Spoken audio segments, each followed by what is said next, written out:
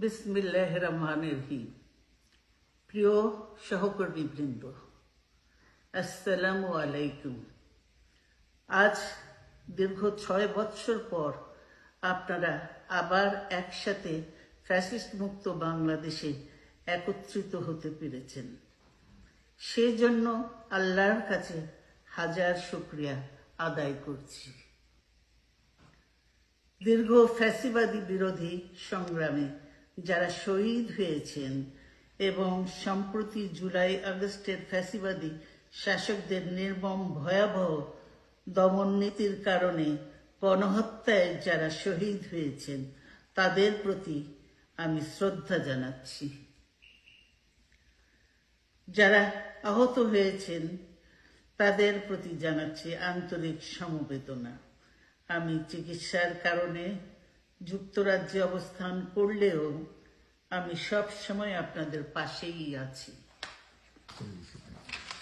দীর্ঘ 15 বছর গণতন্ত্রের জন্য, আমার মুক্তির জন্য আপনারা যে নিরন্তর সংগ্রাম করেছেন এবং আমাদের অসংখ্য সহকর্মী প্রাণ দিয়েছেন, জুলুম নির্যাতনের শিকার হয়েছেন এবং প্রায় 1.25 লক্ষ মিথ্যা মামলায় জর্জরিত হয়েছে, এখন আদালতের বারান্দায় ন্যায় বিচারের জন্য ঘুরে বেড়াচ্ছেন।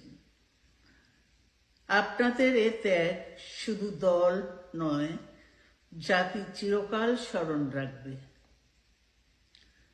দেশ আজ এক সংকটময় সময়ে অতিক্রম করছে। আপনাদের এবং ছাত্রদের সমন্বিত আন্দোলনের ফলে ফ্যাসিস্ট শাসকেরা বিদায় নিয়েছে। একটা অন্তর্বর্তীকালীন সরকার গঠিত হয়েছে। তাদের কাছে জনগণের প্রত্যাশা, রাষ্ট্র মেরামতের ন্যূনতম সংস্কার দ্রুত সম্পন্ন করে গণতান্ত্রিক ব্যবস্থায় ফিরে যাওয়ার জন্য সকলের কাছে গ্রহণযোগ্য একটি নির্বাচন অনুষ্ঠান সম্পন্ন করা।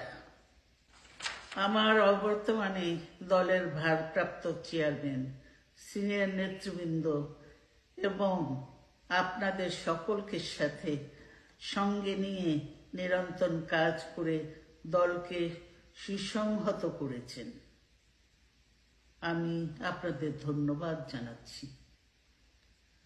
আমি বিশ্বাস করি আপনারা শহীদ প্রেসিডেন্ট জিয়াউর রহমানের আদর্শে আরো উজ্জীবিত হয়ে আগামী নির্বাচনে সাফল্যের জন্য ঐক্যবদ্ধভাবে কাজ করবেন। এমন কোনো কাজ করবেন না যাতে আপনাদের এত দিনকার সংগ্রাম, আত্মত্যাগ